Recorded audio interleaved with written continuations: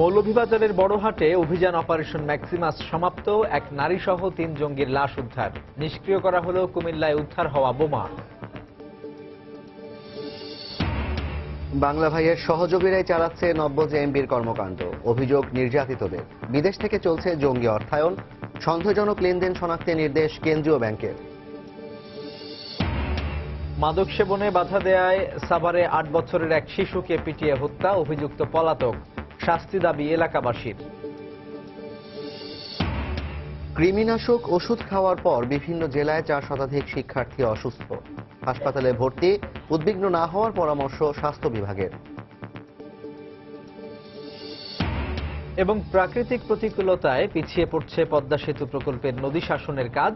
গতি বাড়িয়ে পুষিয়ে নেওয়া হবে বলছেন সংশ্লিষ্টরা।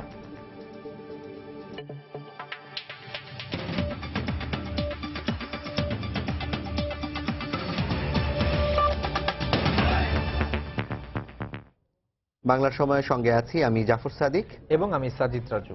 মৌলভীবাজারের বড়হাটের জঙ্গি আস্তানায় পুলিশের অভিযানে এক নারী সহ ৩ জঙ্গি নিহত হয়েছে। অপারেশন ম্যাক্সিমাস সমাপ্তি ঘোষণা করে প্রেস ব্রিফিংয়ে কথা জানিয়েছে পুলিশ। নিহতদের মধ্যে একজন আতিয়া মহলের পাশে বোমা বিস্ফোরণ ঘটিয়েছে বলেও জানান কাউন্টার টেরোরিজম ইউনিটের প্রধান। নিরাপত্তার স্বার্থে বড়হাটের ২ কিলোমিটার এলাকায় এখনও ১৪৪ ধারা বহাল রাখা হয়েছে। শাহ অলিদুর রহমানকে সঙ্গে নিয়ে বিস্তারিত জানাচ্ছেন ইকরামুল কবির। ক্যামেরায় ছিলেন নৌশাদ আহমেদ চৌধুরী। প্রায় ১২ ঘন্টা স্থগিত থাকার পর শনিবার সকাল ৮:৩০টায় মৌলভীবাজারের বড়হাটের জঙ্গি আস্তানায় পৌঁছায় পুলিশের বিশেষায়িত ইউনিট সোয়াট। কাউন্টার টেরোরিজম সদস্যদের সঙ্গে নিয়ে শুরু হয় দ্বিতীয় দিনের অপারেশন ম্যাক্সিমাস। অভিযানের বিস্তারিত তুলে ধরতে বেলা ১২টার দিকে স্থানীয় একটি কমিউনিটি সেন্টারে সংবাদ সম্মেলন করে পুলিশ। এ সময় কাউন্টার টেরোরিজম ইউনিটের প্রধান জানান, বাড়িটির বিভিন্ন স্থানে শক্তিশালী বিস্ফোরক থাকায় সতর্কতার সাথেই অভিযান পরিচালিত হয়। যখনই আমরা কাছে যাওয়ার চেষ্টা করেছি তখনই তারা ভয়ঙ্কর বিস্ফোরণ ঘটিয়েছে। আমরা এখানে ৩টি ডেড বডি দেখেছি, ২ জন পুরুষ এবং ১ জন মহিলা। তাদের ভিতরে একজনকে আমরা মোটামুটি নিশ্চিত যে সে সিলেটের ঘটনার সাথে সরাসরি জড়িত ছিল। এক প্রশ্নের জবাবে মনিরুল ইসলাম বলেন, ফতেপুরে নিহত ৪ শিশুর শরীরেও সুইসাইডাল ভেস্ট লাগানো ছিল। জঙ্গিবাদ নির্মূলে আইন শৃঙ্খলা বাহিনীকে সহযোগিতার জন্য দেশের সকল বাড়ির মালিক ও সর্বস্তরের মানুষের প্রতি আহ্বান জানান এই পুলিশ কর্মকর্তা। ডাক্তার যারা ডিল করেছেন তাদের মন্তব্য হলো যে শিশুদেরকে বসিয়ে ৩ পাশে ৩ জন সুইসাইডাল ভেস্ট বেঁধে বিস্ফোরণ ঘটিয়েছে। যেখানে একটা জঙ্গি আস্তানা চিহ্নিত হয়, আশেপাশে মানুষের কতটা ভোগান্তি। যারা বাড়িওয়ালা আছেন, যারা সাধারণ মানুষ আছেন, তারা যদি এগিয়ে আসেন তাহলে এই সমস্ত কতিপয় ধর্মবিরোধী, দেশ বিরোধী, মানবতা বিরোধী জঙ্গিদের দমন করা কঠিন হবে না। এদিকে অভিযান সমাপ্তির ঘোষণায় স্বস্তি প্রকাশ করেছেন স্থানীয় বাসিন্দারা। মৌলভীবাসীর জন্য এটি আতঙ্ক ছিল, আজ যে জঙ্গি মুক্ত হলো আমরা অনেক কষ্ট থেকে মুক্তি পেলাম। আমরা বড় অশান্তির মাঝে আসলাম, এখন শান্তি পেলাম। আমরা চাই যে জঙ্গি মুক্ত এলাকা হোক, আরো ভালো আমরা সুস্থ চলাফেরা করতে পারি, এই প্রত্যাশাই সরকারের কাছে। গত মঙ্গলবার গভীর রাতে জঙ্গি আস্তানা সন্দেহে ফতেপুর ও বড়হাটের ২টি বাড়ির চারপাশে অবস্থান নেয় আইন শৃঙ্খলা রক্ষা বাহিনী। বৃহস্পতিবার ফতেপুরে অপারেশন হিটব্যাক শেষে বড়হাটের জঙ্গি আস্তানা ঘিরে শুরু হয় অপারেশন ম্যাক্সিমাস। ইকরামুল কবির, সময় সংবাদ, মৌলভীবাজার।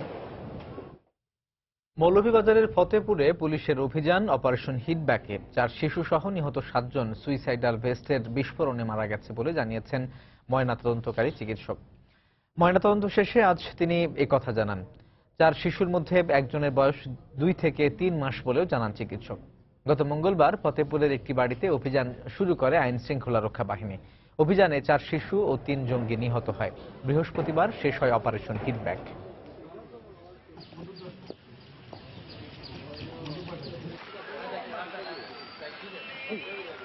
ময়নাতদন্তে আমরা যেটা পেয়েছি, মাঝের অংশটা টোটালি ছিন্ন বিচ্ছিন্ন এবং শরীর থেকে আলাদা, এবং মাঝের অংশে যে অর্গানগুলো, পেটের অ্যাবডোমেনে যেগুলো থাকে অর্গানগুলো আসলে এইভাবে পাওয়া যায়নি। কারণে ধারণা করা হচ্ছে এটা আসলে সুইসাইডাল ভেস্ট পরা ছিল এবং এটার বিস্ফোরণ ঘটিয়ে আসলে আত্মহত্যা তারা করেছে। এর মধ্যে পুরুষ ১ জন, যার বয়স ৩৫-এর মতো হবে, মহিলা ২ জন, 25 এবং 30 বছরের এবং শিশু ছিল 4 জন।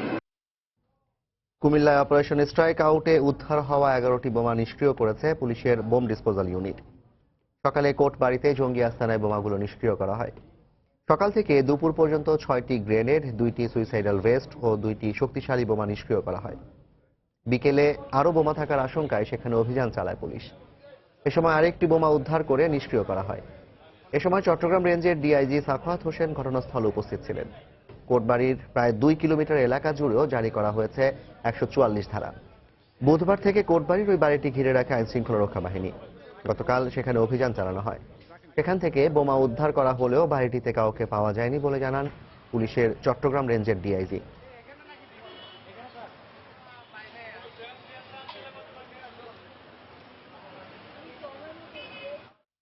রাজশাহীর বাগমারায় 13 বছর আগে 1 এপ্রিল নিষিদ্ধ ঘোষিত জঙ্গি সংগঠন জামাতুল মুজাহিদিন বাংলাদেশ জেএমবির উত্থান হয়।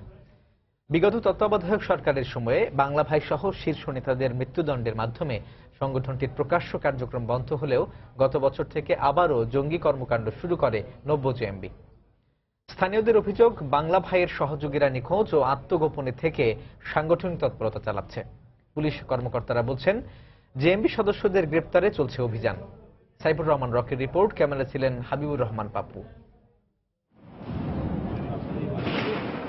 গত বছর ঢাকার হলি আর্টিজানে জঙ্গি হামলার মধ্য দিয়ে পুলিশের ভাষায় নব্য জেএমবির শীর্ষ নেতারা নিজেদের শক্তি প্রদর্শন করে।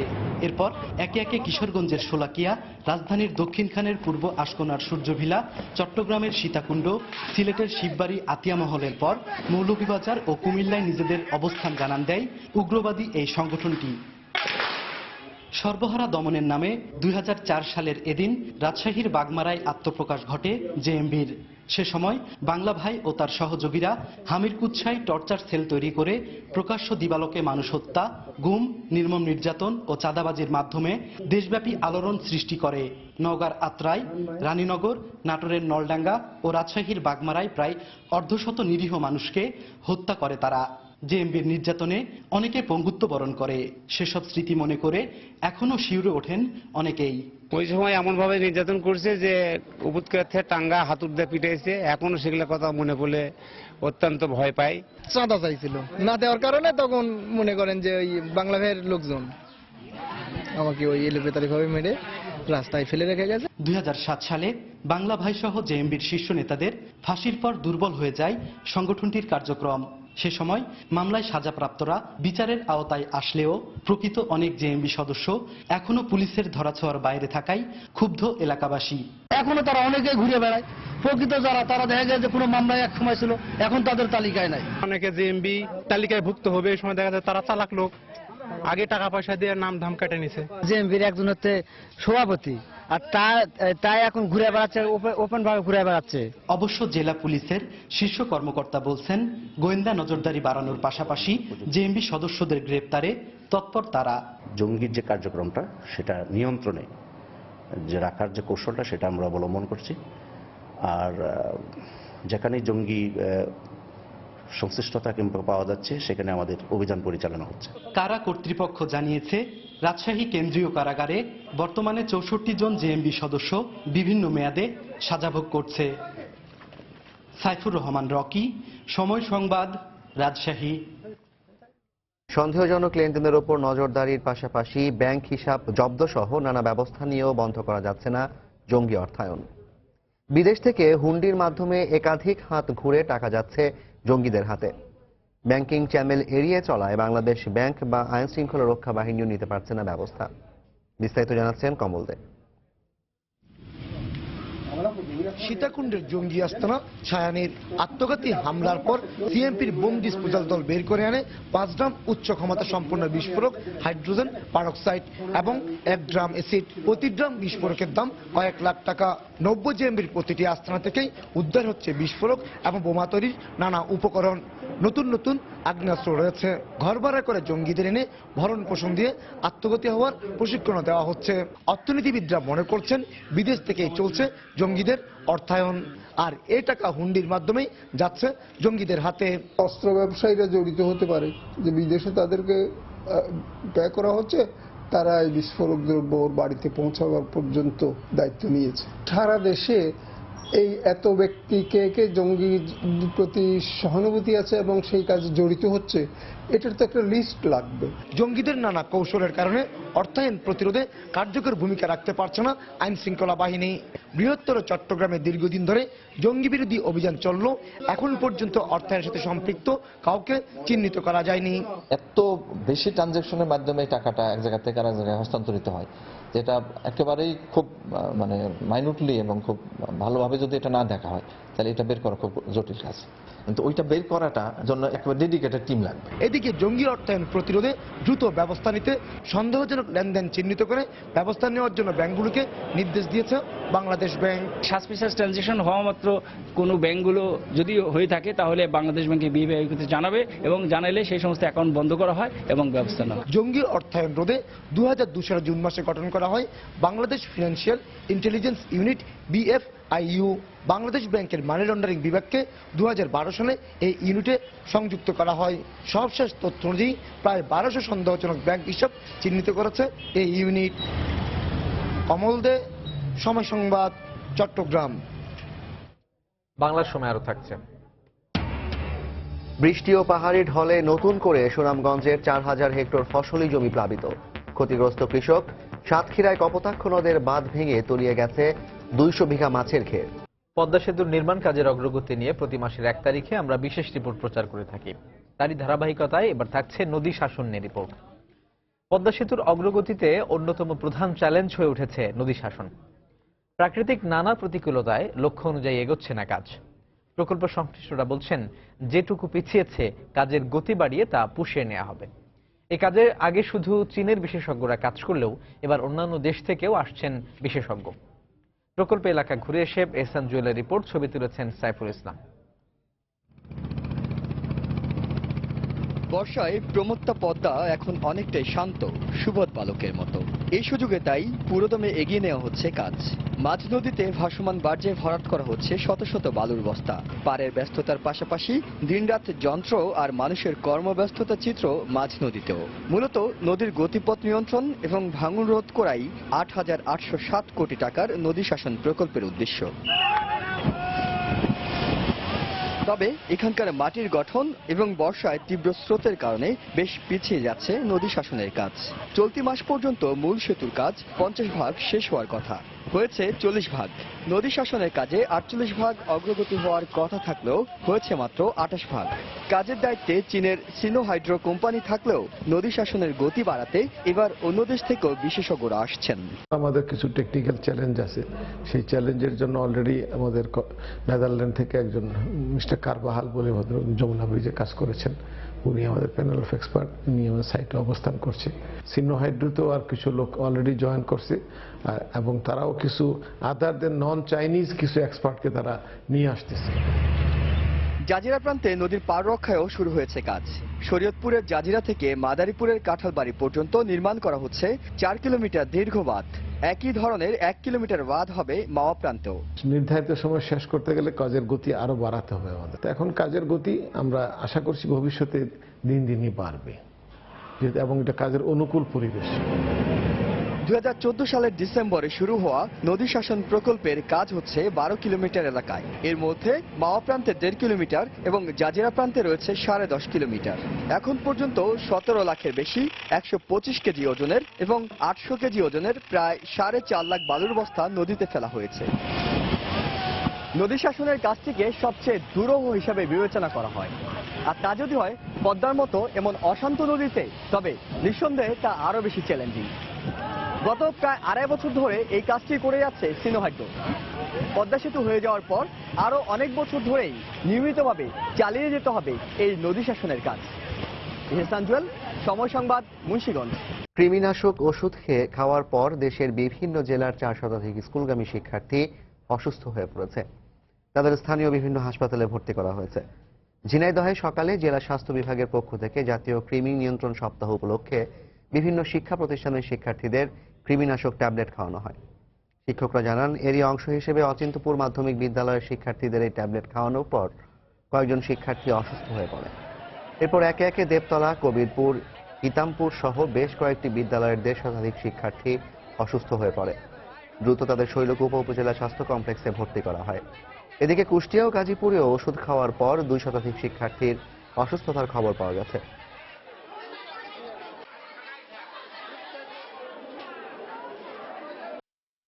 ওষুধ দিতে খাইছি, খায় ওই 2 পেয়ালার সময় স্কুল ছুটি দিতে ছুটি দিতে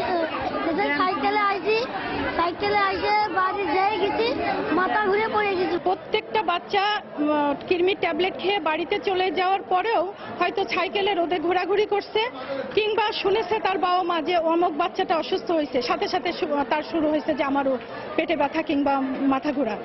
আসলে কৃমির ওষুধ খেলে এই ধরনের কোনো সমস্যা হয় না। পুরা এটা একটা আতঙ্কগ্রস্ত হয়ে মানসিক সমস্যায় বাচ্চাগুলো এসছে। সাভারে মাদক সেবনের প্রতিবাদ করায় শাহাদাত নামের 8 বছরের এক শিশুকে পিটিয়ে হত্যার অভিযোগ উঠেছে এক মাদকসেবীর বিরুদ্ধে। এই ঘটনায় অভিযুক্ত জাহাঙ্গীর পলাতক রয়েছে। সকালে আশুলিয়ার শিমুলতলা এলাকায় এই হত্যাকাণ্ড হয়। পুলিশ ও নিহতের স্বজনরা জানান, সকালে শাহাদাতের বাবা বাড়িতে না থাকার সুযোগে ঘরে ঢুকে মাদক সেবন করতে থাকে অভিযুক্ত জাহাঙ্গীর। এর প্রতিবাদ করলে মাদকসেবী জাহাঙ্গীর রড দিয়ে শিশু শাহাদাতের মাথায় আঘাত করে। এতে ঘটনাস্থলে মারা যায় শাহাদাত। এই ঘটনা দেখে জ্ঞান হারিয়ে ফেলে তার বড় ভাই। পরে এলাকাবাসী এগিয়ে এলে পালিয়ে যায় অভিযুক্ত জাহাঙ্গীর। খবর পেয়ে পুলিশ ঘটনাস্থল থেকে শিশুটির লাশ উদ্ধার করে ঢাকা মেডিকেল কলেজ হাসপাতালের মর্গে পাঠিয়েছে।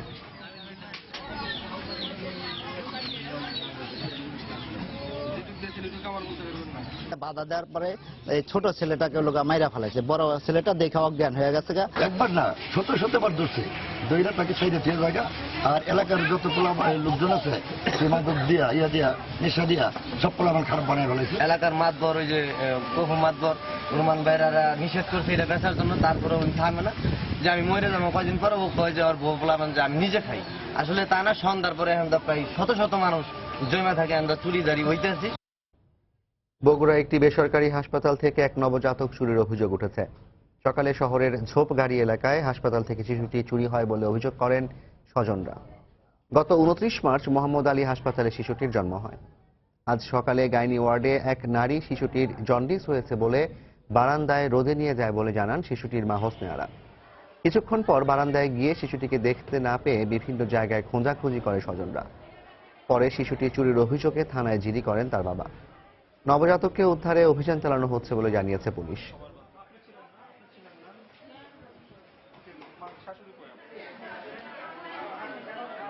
বলতেছে আপনি কাপড় নিয়ে আসেন, আমি এখানে আসি। তারপরে কাপড় নিতে গেছে আমার ছোটি, সেখান থেকে আসে দেখে যে কাপড় নিয়ে আসে দেখে যে আমার মানে ওই মহিলাও নেই, আমার বাচ্চাও নেই। অনেক রোগীর কাছে তো অনেক অ্যাটেন্ডেন্সি দেখতে আসে, আমরা তো সব রোগীর অ্যাটেন্ডেন্সকে চিনিও না, জানি না। পরে ওই মহিলা নাকি কালকে থেকে এসে ওদের সঙ্গে কথা বলতেছে, আমরা তো আর এটা বুঝবো না যে ওদের আত্মীয় না ওইটা। আওয়ামী লীগের অভ্যন্তরীণ দুর্বলতার কারণে কুমিল্লা সিটি কর্পোরেশন নির্বাচনে বিএনপি জয় পেয়েছে বলে মন্তব্য করেছেন সড়ক পরিবহন ও সেতুমন্ত্রী ওবায়দুল কাদের। দুপুরে ঢাকা সিলেট মহাসড়কে নারায়ণগঞ্জের রূপগঞ্জের ভুলতা ফ্লাইওভারের কাজ পরিদর্শন শেষে সাংবাদিকদের প্রশ্নের জবাবে এই কথা বলেন তিনি। সাম্প্রতিক 2-3টি উপজেলা নির্বাচনেও আমাদের অভ্যন্তরীণ দুর্বলতার সুযোগ তারা নিয়েছে, ঠিক এভাবে কুমিল্লাতেও নিয়েছে। কাজে এই অভ্যন্তরীণ দুর্বলতার সুযোগ যাতে না নিতে পারে সে ব্যাপারে আমরা সতর্কবার্তা পেয়ে গেলাম। জঙ্গিবাদ বলেন, উগ্রবাদ বলেন, আমাদের একটা বড় দল এখানে পৃষ্ঠপোষকতা করছে। তারা আন্দোলনে ব্যর্থ হয়ে এখন তারা সরকার হটানোর জন্য উগ্রবাদীদের দিয়ে দেশে অস্থিতিশীল পরিবেশ সৃষ্টি করার চক্রান্ত করছে। দেশে অস্থিতিশীল পরিস্থিতি তৈরি করে আওয়ামী লীগ ক্ষমতায় টিকে থাকতে চায় বলে মন্তব্য করেছেন বিএনপির স্থায়ী কমিটির সদস্য ডক্টর আব্দুল মঈন খান। সকালে খুলনা মহানগর বিএনপি আয়োজিত এক গোলটেবিল বৈঠকে তিনি কথা বলেন। এ সময় তিনি আরও বলেন, দেশের জনগণকে এই অরাজক পরিস্থিতি মোকাবিলায় এগিয়ে আসতে হবে। আওয়ামী লীগ যারা নিজেদের গণতন্ত্র বলে দাবি করে, তারা বহুদলীয় গণতন্ত্র বাংলাদেশের কোটি কোটি মানুষের হাত থেকে ছিনিয়ে তারা বাংলাদেশের মানুষকে উপহার দিয়েছিল একদলীয় বাকশালী শাসন। এই দেশে একটা অস্থিতিশীলতা সৃষ্টি করে দিয়ে কিভাবে চিরদিনের জন্য ক্ষমতা আঁকড়ে থাকা যায়, এটাই হচ্ছে এই সরকারের যত কর্মকাণ্ড দেখবেন প্রত্যেকটির পেছনের মূল উদ্দেশ্য। দেশের প্রত্যেকটি মানুষকে আজকে সামনে এগিয়ে আসতে হবে, রাজপথে আসতে হবে। 2018 সালের মধ্যে দক্ষিণাঞ্চলের মানুষ পদ্মা সেতু পাড়ি দিয়ে রাজধানী ঢাকায় আসা যাওয়া করতে পারবেন বলে জানিয়েছেন নৌপরিবহন মন্ত্রী শাহজাহান খান। সকালে মাদারীপুর সরকারি নাজিমউদ্দিন বিশ্ববিদ্যালয়ে কলেজের বার্ষিক মিলাদ ও দোয়া মাহফিল শেষে সাংবাদিকদের প্রশ্নের জবাবে একথা বলেন তিনি। এ সময় মন্ত্রী আরো বলেন, কুমিল্লা সিটি কর্পোরেশন নির্বাচনে জয়লাভের পরেও নির্বাচন সুষ্ঠু হয়নি, বিএনপির এমন দাবি ভিত্তিহীন। এ পর্যন্ত প্রায় 40 ভাগের বেশি কাজ হয়ে গেছে। 2018 সালের মধ্যে ইনশাল্লাহ আমরা পদ্মা ব্রিজ পাড়ি দিয়ে আমরা ঢাকায় পৌঁছব। কুমিল্লার নির্বাচনের পরে বিএনপির নেতারা বলে নির্বাচন আনফেয়ার, ফলাফল ফেয়ার। অবস্থাটা বুঝছেন, নির্বাচন আনফেয়ার, ফলাফল ফেয়ার, এটা হতে পারে? আনফেয়ার নির্বাচনের ফলাফল ফেয়ার কি করে হবে? বাংলার সময় আরো থাকছে। যশোরে দেশের প্রথম বর্জ্য প্রক্রিয়াজাত কেন্দ্রে উৎপাদিত বায়োগ্যাস বিক্রি হবে বাণিজ্যিকভাবে। পরিচ্ছন্ন নগর গড়তেই এই উদ্যোগ, দাবি পৌর কর্তৃপক্ষের। সুনামগঞ্জে টানা বৃষ্টিপাত ও পাহাড়ি ঢলে প্রতিদিনই প্লাবিত হচ্ছে হাওড়া অঞ্চলের নতুন নতুন এলাকা। তলিয়ে যাচ্ছে হাজার হাজার হেক্টর ফসলি জমি। এতে চরম বিপাকে পড়ছেন জেলার ধান চাষিরা। পানি উন্নয়ন বোর্ডের কর্মকর্তা বলছেন, পাহাড়ি ঢল ঠেকাতে বাঁধ নির্মাণের চেষ্টা করা হচ্ছে। সুনামগঞ্জ প্রতিনিধি হিমাদ্রি শেখর ভদ্রের পাঠানো তথ্য ছবি নিয়ে ডেস্ক রিপোর্ট। শত চেষ্টা করেও ঠেকানো যাচ্ছে না পানির ঢল। টানা বৃষ্টি ও উজান থেকে নেমে আসা পাহাড়ি ঢলে বেড়েছে সুনামগঞ্জের নদ নদী ও হাওরের পানি। নতুন করে প্লাবিত হয়েছে আরও 4000 হেক্টর ফসলি জমি। ক্ষতির মুখে পড়েছে হেক্টরের পর হেক্টর জমিতে লাগানো বড় মৌসুমের ধান। এতে বিপাকে পড়েছেন সুনামগঞ্জ সদর সহ 8 উপজেলার 15,000 কৃষক। যে হাওর তো বৃষ্টির ফাইনে সব থলো হয়ে গেছে, মানে কিভাবে যে আল্লাহ চালাইবে আমরা চিন্তা করে পাইছি। অতিরিক্ত বৃষ্টি দিয়ে দিছে, বৃষ্টির গুলা লামিয়ে আমরা ধান ডুবে যাইতেছে। উপজেলা নির্বাহী কর্মকর্তা, উপজেলা চেয়ারম্যান সহ আমরা এখানে আছি যে পাবলিক নিয়ে বাঁধার ব্যবস্থা করতেছি। পানি উন্নয়ন বোর্ডের কর্মকর্তা বলছেন, বাঁধ নির্মাণ করে ফসল রক্ষার চেষ্টা করা হচ্ছে। আমাদের যে বাঁধগুলি এখনো আছে, উঁচু আছে, এবং লোকজনকে পানি উন্নয়ন বোর্ডের আমাদের শাখা কর্মকর্তাবৃন্দ মাঠে আছে, তারা জনগণের সাথে সম্পৃক্ত হয়ে কাজ করছে, এবং যে সকল জায়গায় আমাদের এখনো টিকে আছে সেগুলো আমরা চেষ্টা করছি রক্ষা করার জন্য। কৃষি বিভাগের তথ্য মতে এবছর সুনামগঞ্জ জেলার বিভিন্ন হাওরে 2,23,000 হেক্টর জমিতে বোরো আবাদ হয়েছে। এর মধ্যে পানিতে তলিয়ে গেছে 5,000 হেক্টর জমির ধান। সময় সংবাদ, সুনামগঞ্জ। এদিকে সাতক্ষীরায় কপোতাক্ষ নদের বেড়িবাঁধ ভেঙে একটি গ্রাম সহ 200 বিঘা মাছের ঘের ভেসে গেছে। এলাকাবাসী জানায়, বৃহস্পতিবার রাতে আশাশুনি উপজেলার চাকলা গ্রামে কপোতাক্ষ নদের প্রায় 200 ফুট বেড়িবাঁধ প্রবল জোয়ারে ভেঙে যায়। এতে চাকলা গ্রামের 1.5 শতাধিক বাড়িঘর ও 200 বিঘা মাছের ঘের ভেসে যায়। গ্রামবাসী স্বেচ্ছাশ্রম দিয়ে বাঁধ সংস্কারের প্রাণপণ চেষ্টা চালিয়ে যাচ্ছে। স্থানীয়রা জানায়, কর্তৃপক্ষ স্থায়ীভাবে বাঁধ নির্মাণের কোনো উদ্যোগ না নেয়ায় এলাকাবাসী বারবার ক্ষতিগ্রস্ত হচ্ছে। নড়াইলে একটি বিদ্যালয়ের শ্রেণী প্রতিনিধি নির্বাচনকে কেন্দ্র করে 3 শিক্ষার্থীকে ছুরিকাঘাত করেছে দুর্বৃত্তরা। সকালে লোহাগড়া উপজেলার মাকরেল এলাকায় এই ঘটনা ঘটে। পুলিশ জানায়, শুক্রবার KKSP মাধ্যমিক বিদ্যালয়ের শ্রেণী প্রতিনিধি নির্বাচনে পাভেল নামে এক প্রার্থীর পক্ষে বহিরাগতরা জাল ভোট দেওয়ার চেষ্টা করলে শিক্ষক শিক্ষার্থীরা বাধা দেন। এরই জেরে সকালে স্কুলে যাওয়ার পথে জিয়াউল, রমজান ও মেহেদি নামে 10ম শ্রেণীর 3 শিক্ষার্থীকে ছুরিকাঘাত করে দুর্বৃত্তরা। গুরুতর আহত অবস্থায় তাদের উদ্ধার করে নড়াইল সদর হাসপাতালে ভর্তি করা হয়।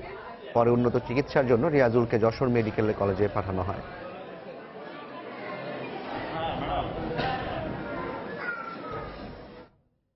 হবিগঞ্জের মাধবপুরে তৃতীয় দিনের মতো চলছে পাহাড়ি ঢলে ভেঙে যাওয়া ব্রিজের মেরামত কাজ। এখনো বন্ধ রয়েছে সিলেটের সঙ্গে সারা দেশের রেল যোগাযোগ। মেরামত শেষে আগামী মঙ্গলবার এই রুটে ট্রেন চলাচল শুরু হওয়ার কথা রয়েছে।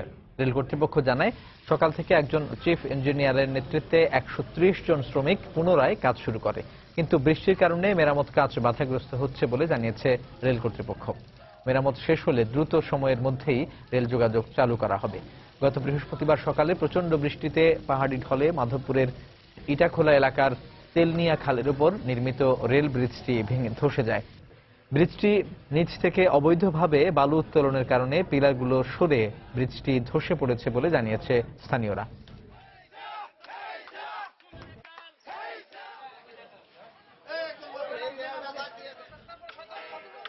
আশা করি আগামীকাল প্রস্তুতি করে এই গেটগুলো আমরা সরিয়ে ফেলতে পারি, তারপরের দিন দ্যাট মিনস সোমবারের ভিতরে আমরা এই কমিউনিকেট করতে পারবো বলে আমরা আশা করছি। বাগেরহাটের পানগুছি নদীতে ট্রলার ডুবির ঘটনায় উদ্ধার অভিযান সমাপ্ত ঘোষণা করা হয়েছে। সকাল 11টার দিকে অভিযান সমাপ্তের ঘোষণা করে দেয় উপজেলা প্রশাসন। তবে এখনও নিখোঁজ রয়েছেন দুজন। এর আগে সকাল থেকে নিখোঁজ বাকি দুজনের সন্ধানে পঞ্চম দিনের মতো উদ্ধার অভিযান শুরু করে কোস্টগার্ড, নৌবাহিনী ও ফায়ার সার্ভিসের ডুবুরিরা, কিন্তু তাদের কোনো সন্ধান না পাওয়ায় উদ্ধার অভিযান সমাপ্ত করা হয়। তবে কোথাও লাশ দুটির সন্ধান পাওয়া গেলে স্বজনদের কাছে হস্তান্তর করা হবে বলে জানিয়েছে উপজেলা প্রশাসন। এদিকে দুর্ঘটনার কারণ অনুসন্ধানে গঠিত কমিটি তাদের প্রতিবেদন দাখিল করেছে। এতে অতিরিক্ত যাত্রী বোঝাই ও ট্রলার মালিকদের অব্যবস্থাপনাকে দুর্ঘটনার জন্য দায়ী করা হয়েছে। গত মঙ্গলবার সকালে মোরেলগঞ্জের ঝোলমবাড়িয়া ঘাট থেকে 70 জন যাত্রী নিয়ে পুরনো থানা ঘাটে যাবার সময় ট্রলারটি ডুবে যায়। এ ঘটনায় নিখোঁজ হওয়া 19 জনের মধ্যে গতকাল পর্যন্ত 17 জনের লাশ উদ্ধার করা হয়েছে।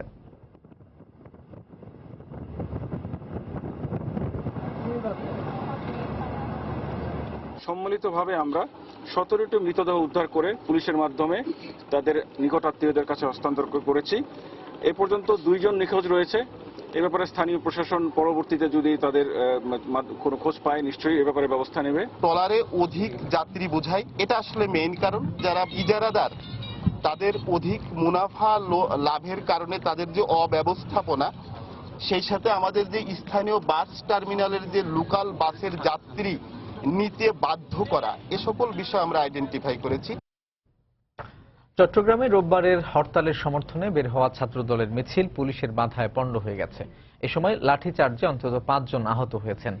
প্রত্যক্ষদর্শীরা জানায় দুপুর 2:30টার দিকে নগরের ইস্পাহানি মোড় থেকে মহানগর ছাত্রদলের একটি মিছিল বের হয়। কিছু দূর যাওয়ার পর মিছিলে বাধা দেয় পুলিশ। এ সময় পুলিশের সাথে ছাত্রদলের নেতাকর্মীদের মধ্যে ধস্তাধস্তি হয়। এক পর্যায়ে মিছিলে লাঠিচার্জ করে ছত্রভঙ্গ করে দেয় পুলিশ। তবে এ সময় কাউকে আটক করা হয়নি।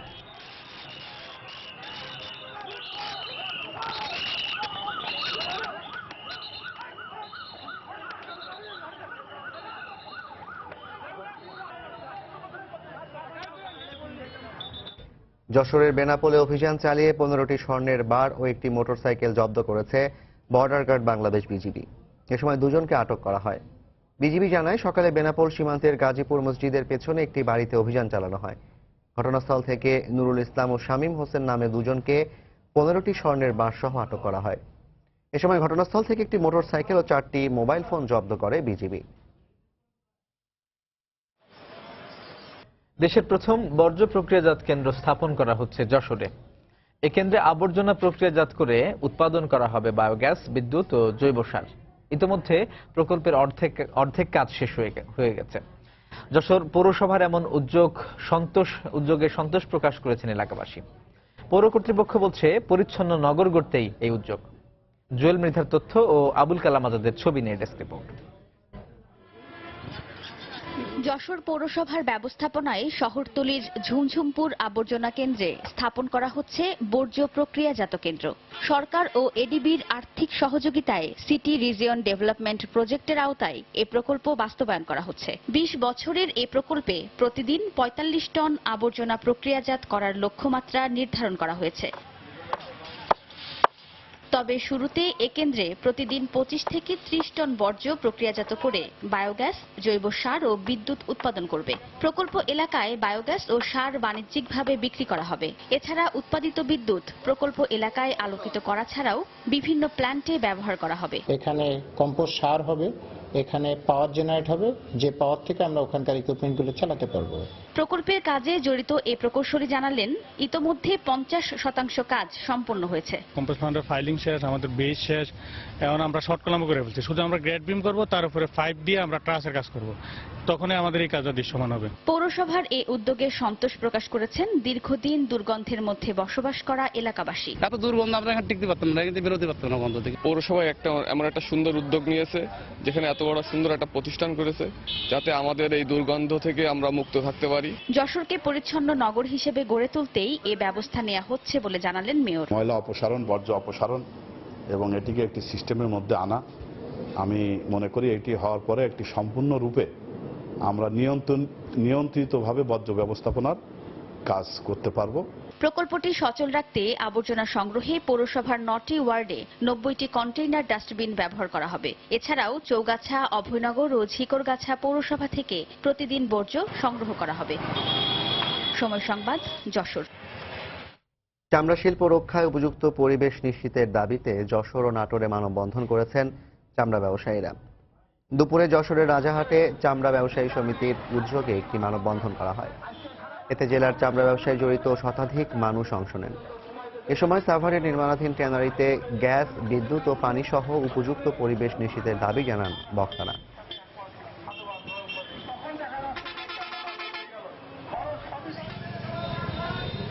একই দাবিতে নাটোরেও মানববন্ধন করেছেন ব্যবসায়ীরা। ঘণ্টাব্যাপী এ কর্মসূচিতে ব্যানার নিয়ে ব্যবসায়ীরা অংশ নেন। গাজীপুরে ছাত্রলীগের দুপক্ষের সংঘর্ষে সহকারী পুলিশ সুপার সহ অন্তত 10 জন আহত হয়েছেন। দুপুরে ভাওয়াল বদরে আলম সরকারি কলেজে এ সংঘর্ষ হয়। পুলিশ জানায়, দুপুরে কলেজের ক্রীড়া প্রতিযোগিতা ও শেখ ফজিলাতুন্নেসা ছাত্রী নিবাসের উদ্বোধন করেন মুক্তিযোদ্ধা বিষয়ক মন্ত্রী আ.ক.ম মোজাম্মেল হক। পরে চলে যাওয়ার সময় কলেজ ছাত্রলীগের একটি পক্ষ মন্ত্রীর গাড়ি থামিয়ে ছাত্র সংসদ নির্বাচনের দাবিতে স্লোগান দেয়। এ সময় অপরপক্ষ তাতে বাধা দেয় বলে জানায় পুলিশ। এক পর্যায়ে উভয় পক্ষের মধ্যে সংঘর্ষ বেঁধে যায়। পরে পুলিশ ঘটনাস্থলে পৌঁছে পরিস্থিতি নিয়ন্ত্রণে আনে। এদিকে পরবর্তী সহিংসতা মোকাবেলায় এলাকায় অতিরিক্ত আইন শৃঙ্খলা বাহিনীর সদস্য মোতায়েন রয়েছে। ভারতের সেনাপ্রধান জেনারেল বিপিন রাওয়াত গাইবান্ধার গোবিন্দগঞ্জে মুক্তিযুদ্ধের স্মৃতিসৌধ পরিদর্শন করে শহীদদের প্রতি শ্রদ্ধা জানিয়েছেন। সকালে হেলিকপ্টারে গোবিন্দগঞ্জে পৌঁছানোর পর তিনি কাটাখালী ব্রিজের পাশে স্মৃতিসৌধ ঘুরে দেখেন। পরে শহীদদের প্রতি ফুল দিয়ে শ্রদ্ধা জানান। 11 পদাতিক ডিভিশনের commanding officer major general Mushfiqur Rahman সহ ঊর্ধ্বতন কর্মকর্তারা এ সময় উপস্থিত ছিলেন। পরে তিনি স্থানীয় মুক্তিযোদ্ধাদের সঙ্গে মতবিনিময় করেন। 1971 সালে কাটাখালী ব্রিজ সংলগ্ন এলাকায় মিত্রবাহিনীর সঙ্গে পাক বাহিনীর যুদ্ধ হয়। সেখানে মিত্রবাহিনীর বেশ কয়েকজন সদস্য শহীদ হন। পরে তাদের প্রতি শ্রদ্ধা জানাতে গোবিন্দগঞ্জ যান ভারতের সেনাপ্রধান বিপিন রাওয়াত। জঙ্গি কার্যক্রম প্রতিরোধে লালমনিরহাটে ভাড়াটিয়াদের তথ্য যাচাই বাছাই শুরু করেছে পুলিশ প্রশাসন। সকালে জেলা পুলিশ সুপার এস.এম. রাশিদুল হকের নেতৃত্বে শহরের বিভিন্ন এলাকায় বাড়ি বাড়ি গিয়ে বাড়িওয়ালা ও ভাড়াটিয়াদের তথ্য সংগ্রহ ও ফর্ম বিতরণ করেন আইন শৃঙ্খলা বাহিনীর সদস্যরা। মাইকিং করে সাধারণ মানুষকে সচেতন হওয়ার আহ্বান জানানো হয়। জঙ্গি প্রতিরোধের লক্ষ্যে জেলার সকল এলাকার প্রতিটি বাড়ির ভাড়াটিয়াদের তথ্য সরেজমিনে যাচাই বাছাই কার্যক্রম অব্যাহত থাকবে বলে জানান পুলিশ সুপার। বাড়িওয়ালাদেরকে সচেতন করা, যাতে বাড়ি ভাড়ার আড়ালে কেউ কোনো রকম নাশকতামূলক এবং জঙ্গি কর্মকাণ্ড তৎপরতা চালাতে না পারে। এই কারণে আমরা প্রত্যেকটি বাড়িওয়ালাদের, ভাড়াটিয়াদের তথ্য নেওয়ার জন্য ফর্ম সরবরাহ করছি। তারা সেগুলো ফর্ম ফিল আপ করে আমাদের থানায় দিবেন।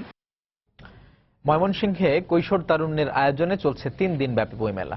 সকালে মুকুল নিকেতন উচ্চ বিদ্যালয় অডিটোরিয়ামে এই মেলা শুরু হয়। বই পড়ার অভ্যাস গড়ে তোলার লক্ষ্যে কৈশোর তারুণ্যের 15তম আয়োজন এটি।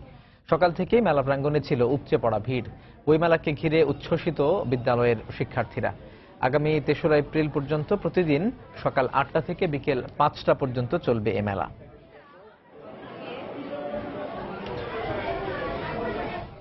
নানা আয়োজনের মধ্য দিয়ে রাজশাহী কলেজের 145তম প্রতিষ্ঠা বার্ষিকী উদযাপিত হয়েছে। এ উপলক্ষে সকালে কলেজ প্রাঙ্গণ থেকে একটি বর্ণাঢ্য র্যালি বের করা হয়। র্যালিটি বিভিন্ন সড়ক ঘুরে কলেজের নজরুল চত্বরে গিয়ে শেষ হয়। পরে সেখানে কেক কাটেন শিক্ষার্থীরা। পরে স্মৃতিচারণ অনুষ্ঠানে অংশ নেন কলেজের প্রাক্তন ও বর্তমান শিক্ষক শিক্ষার্থীরা।